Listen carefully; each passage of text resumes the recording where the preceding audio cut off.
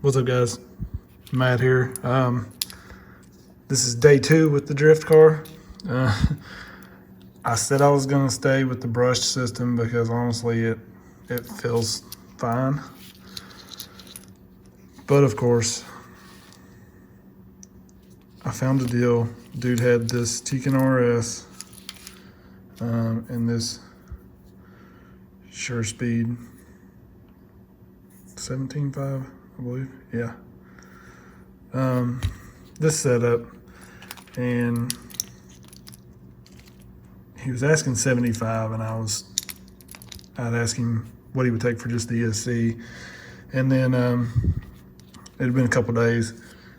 He messaged me back and said, he'd take 50 for both. So I can't really buy. You can buy like a cheap brushless system. Let me show you what I've got in this thing. This thing's kind of a wreck, but cheap Ghoul RC. They're all over eBay and Amazon, I think, but for like 40, 50 bucks. But it's just a very basic brushless setup. This thing is Tekin, obviously name brand. It's an old model.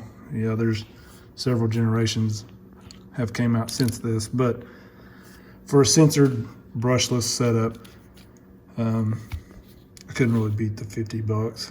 Even used, it's whatever. I'm not looking to spend a fortune on this thing. Like I said, they're $169 new, and I've got less than that, in this, being that it was slightly used. And so, looking for cheap options, and this came up. So we're gonna throw this brushless system in. I've been working this morning. It had basically no wires on it. It had the one red wire, so I'm gonna try to leave it, hopefully reuse it. But just added the motor wires with some wire I had. I'd like to do one solid color wire, but I'm running low on it. And I wanted to save it for my short course truck instead of this, so I'm just using this. It came with a motor I had. But, yeah, we're gonna throw brushless in this, so stay tuned, and I'll get some running shots with it.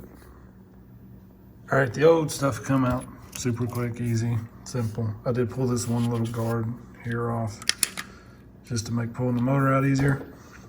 One thing I'm glad I didn't go ahead and solder on my wires to the new motor, because you run into a little bit of a problem with that fitting in there. I try to usually stand them somewhat straight up to where my wires are just kind of running straight to the top of the motor, but that's not going to happen. It's going to have to be cocked to the side right here. So I'm going to have to come off of my ESC like here and route those wires in like this. So I'm going to kind of set this in here and figure out how I need to solder them, and then pull the motor out, solder it up, and then slide it in. So I was thinking, I don't know why, but I was thinking that I could get this to fit in here, and these tabs would be out here enough that I could get the solder in there and just tack them in place while it was in the car, but that's not the case, so we're gonna take care of that. So if you get lucky like I did, your motor will kind of cock in here, kind of wedge in here sideways, kind of hold it still while you're trying to make these little close solders kind of tight, and some sharp bends on those wires, so it's kind of hard to hold stuff still. Probably could have just did it outside of the car, but I'm trying to get somewhat of the right angle on the wires coming in to where when I roll that motor in place, it's not in a huge bind. But this seems to be working. All right, guys, so here's what we ended up with. Of course, we swapped the servo.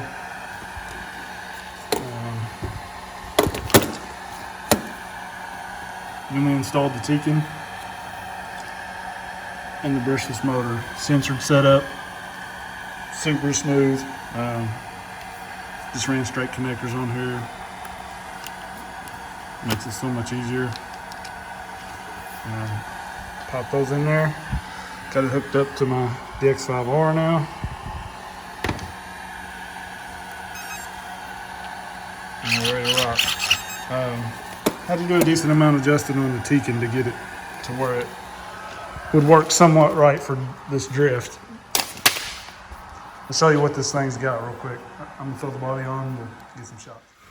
So here you'll see me just trying to get used to the new system, and just do a little bit of sliding around in the garage here around the cones and stuff. And my son jumps in with his car here in a little bit, which is the I give him the HPI E10 to drift with now, because I just prefer this car. Honestly, it's much smoother, and I think once I get used to it, I can really put it where I want it. But overall, the car's super smooth anyways with the belt drive, and then adding this censored Tekin setup in there is just like the icing on the cake. So I think the more I get used to this thing, the better it's going to feel, and the more I'm going to be able to do with it. One thing that I didn't mention when putting this brushless motor in, soldering the wires on the back of it, even once I put pretty clean solder on it, it was still would not fit in the slot where the motor goes. The wires, the connection on top of the motor was hitting the plastic around where the motor mounts. So I had to take the Dremel and cut the plastic and notch it out, basically, to where the motor would slide right in. It didn't affect anything. It's just a little extra thick plastic in that area that's not really even needed. It's not supporting anything or anything like that. So I did have to kind of notch that out and grind it out to fit this motor in. So that might be something to look at. Try to see what type of mounts you have on your motor, because if they stick way up, it's going to be hard to fit it in there. And maybe your motor will be a little bit longer than mine, and you won't even have that problem. But something to kind of consider. I'm going to be putting a new body on this thing, so hopefully soon, in the next day or so, I'll have a video up with the new magnet mounts and a freshly painted body, and you guys can check that out. Like I said, I'm going to be continuing to try to do some stuff to this car. It's a little bit hard to find parts for it. The best way I found, like, you can't just search like Redcat Thunderdrift body post or turnbuckles or belt or whatever.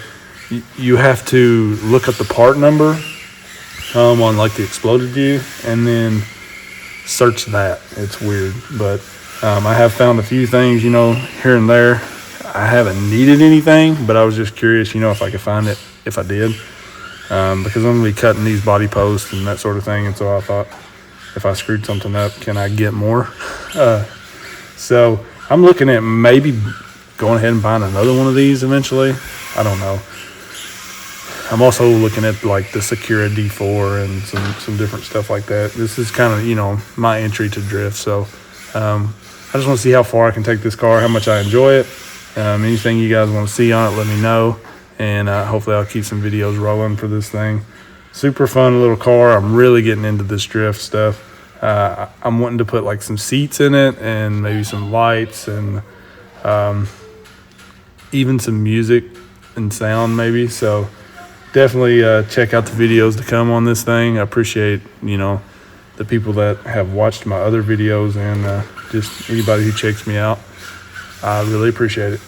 Hope you guys enjoy, and peace.